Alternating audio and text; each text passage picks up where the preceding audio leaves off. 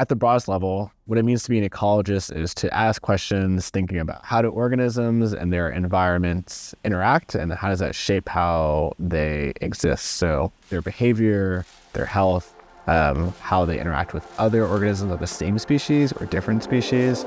And for me, that means thinking about that in cities.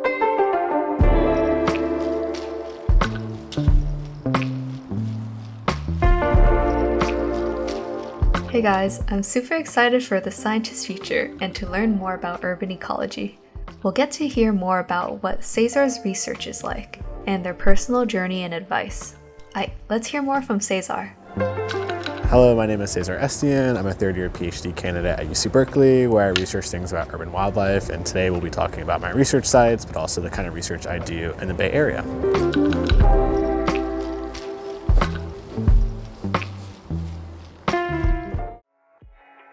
What drew me to studying urban wildlife specifically was I was really broadly interested in this question of how do humans impact wildlife, and I think there's no better place to do that than cities, where once I started working within cities, I also became really fascinated about how different aspects of human society, particular societal inequity, things like injustices, how that kind of leaks to affect our natural world and shape the landscape that wildlife also gets to experience. And so once I really sat with that connection between urban wildlife and human society, I became really interested in thinking about how do my own childhood experiences of growing up low income and things like that really merge with asking questions in ecology. My research at Berkeley and in the Bay Area is kind of broadly the ecology of inequity within cities. And so my research kind of looks at different facets of that. So thinking about how does societal inequity and environmental injustices within cities shape how wildlife behave, how healthy they are, so how stressed out they are, what does their immune system look like, but also how do they move within cities and how does that shape the interactions that people have with them, and what does all that mean for urban biodiversity and conservation initiatives. And so I do that with different arms, and so I have this really broad project looking at how does redlining shape environmental health, right? So redlining was this historical policy in the 30s and 40s by the Homeowner Loan Corporation. So if you kind of Google mapping inequality project, you can find these maps that were graded throughout over 200 cities in the US, where they graded neighborhoods based on investment risk and mortgage lending potential. From grade A, which was colored green and were typically wealthy white neighborhoods, to grade D, which were colored red and created a redlined neighborhood, and they were predominantly Black or other minoritized groups, so immigrant populations, low income, things like that. And a lot of research nowadays shows that these redline neighborhoods had huge environmental health burdens, so things like higher pollution, less canopy cover, more heat, things like that. And so I'm really interested if these more polluted neighborhoods, for example, do they represent poorer habitat quality? And does that mean that there's less biodiversity there? Does it also mean that animals behave differently there? And I find that these redline neighborhoods actually do have less biodiversity. And the metric that I'm using for that is species richness. So how many unique species do you see within a neighborhood? And after that, I also look at things like environmental health and risk-taking behavior. So boldness, how bold is an animal in relation to pollution and other environmental health metrics. And those are kind of the things that we'll get to see today when we go out and drive around and see the sites that I'm working at. So let's go ahead and head up.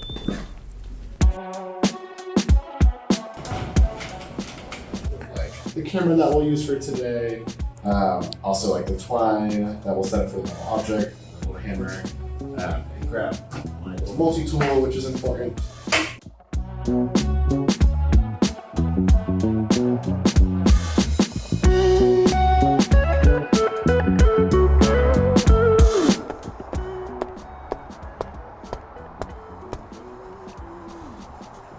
Now that the stakes are down, what we'll do is add a little bit of twine, and so we'll wrap this around the top to kind of create that open box that animals can move through.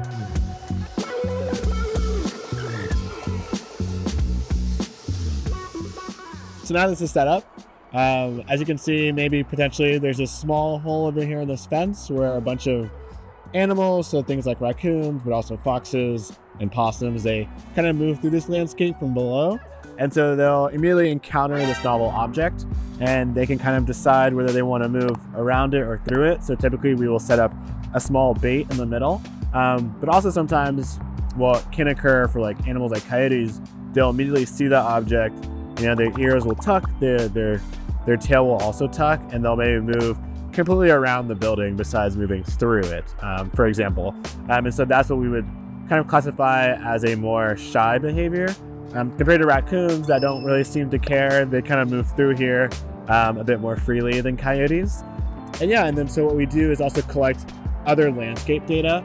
So as you can tell, there's a highway right here, so it's a bit noisy, so we'll use like noise pollution data, also vegetation data. We'll download pollution data from the state to understand how all those factors, along with other social factors like wealth, and so we're in a higher socioeconomic area, for example, how do all those variables relate to how an animal is responding to this novel stimulus here?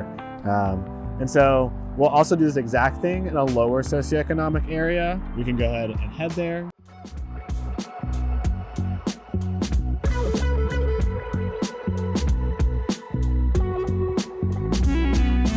So now we're at a kind of lower socioeconomic site. This neighborhood was also previously redlined. And so these sites typically have things like, again, lower socioeconomic status, higher pollution, higher air pollution, more lead risk from housing. Also, it's louder. Immediately once we got here, we can feel how much warmer it is because of less vegetation, a lot more impervious surface and development. And so we're really interested in how the animals are responding to this perhaps harsher conditions ecologically. We're at our other site now, and we just set up our novel object here. And so ways that we kind of monitor how animals are actually responding to this object. So for example, they may come through this hole in the fence and move through here, is we set up something called a camera trap right here. So as you can see, there's a camera right here and a motion sensor right here. So when a raccoon or a possum walks across the camera, it turns on. So once I have set this camera out for maybe 4 weeks or so, I come back, I check the SD card and see how animals have been moving through this landscape and how they're also responding to this object right here. As we saw, it's like very concrete around us, and her garden is so plush and kind of, you see all these insects buzzing around. So it's like kind of this like little hotspot for biodiversity, which is really cool. And this is like one way people can also like contribute to urban wildlife, is like thinking about converting urban landscapes or using part of your backyards to kind of foster vegetative biodiversity, which attracts lots of pollinators, as we're seeing in this neighborhood.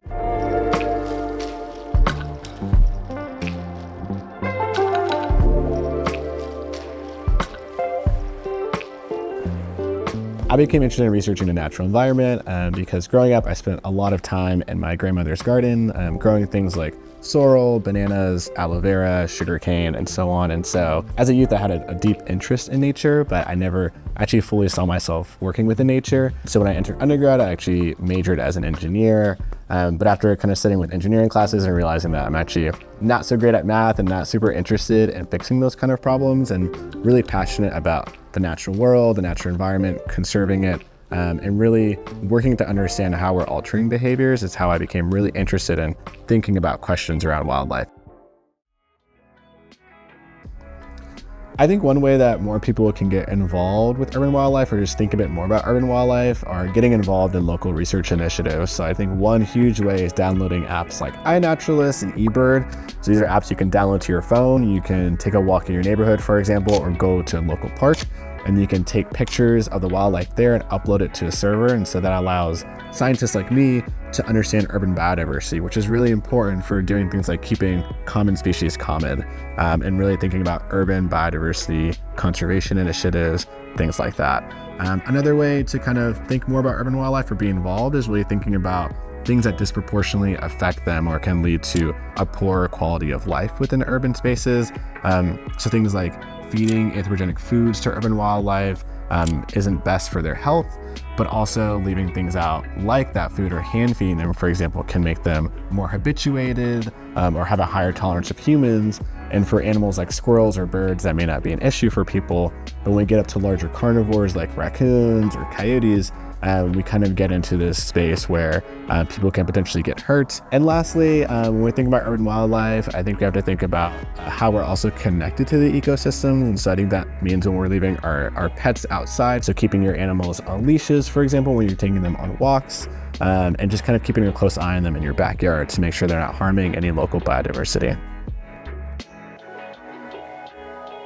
So advice that I have for students, whether undergrads or high schoolers that are interested in getting involved in research, is don't be afraid to try new things. I think when we see researchers like myself or bigger scientists who are in their field, we think that they always knew that they wanted to do that. But for example, I thought I wanted to be an engineer for a while. I also did a lot of work with birds and plants. And so I tried a bunch of different things before landing on urban wildlife, which I think is what really, really excites me. And so every job kind of teaches you what you like, what you don't like.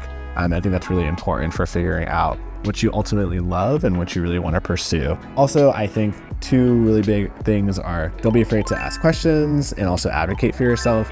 And so I think in science, there's this nature or thought of having or asking silly questions or dumb questions, but I don't believe in dumb questions. I ask a lot of dumb questions as a researcher. I think that helps make the science stronger. And if you're interested in master's or PhD programs, I have this paper out that I work with people in my department, kind of explaining master's programs, PhD programs, what do you gain from these programs.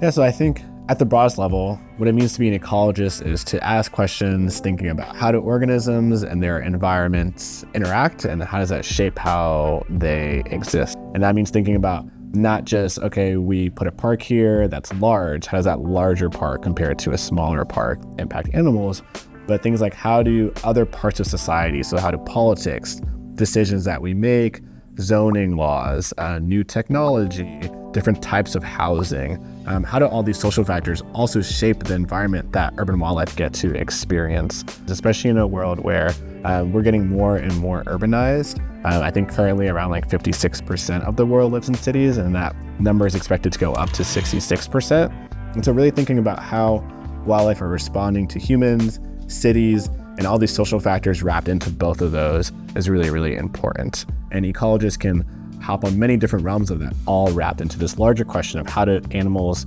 and wildlife, organisms, things like that, how do they respond to their environment? For me, again, that means working with urban wildlife and really thinking about how do species, for example, that I saw in my grandmother's garden when I really became interested in nature, how are they responding to all these changes in urbanization? And what does that mean for the wildlife that I get to experience, that my kids or my kids' kids and so on get to experience? And so really, to me, science is about protecting and enhancing that connection that people get to have with nature, with the environment, so they can better see themselves in the environment and connected to nature. Thank you, Cesar. As humans become increasingly urbanized, nature and wildlife are increasingly impacted as well. From Cesar's research, they were able to find that historical redlining leads to poorer urban ecosystem health, with redlined neighborhoods having worse environmental quality and less biodiversity. From their behavioral work, they found that differences in human density relates to behavioral differences in urban coyote behavior related to boldness and exploration, while raccoons alter their behavior in response to coyote presence rather than people or pollution. If you're interested in more of Cesar's work and related research, they'll be linked in the description. That's all for now. See you in the next video.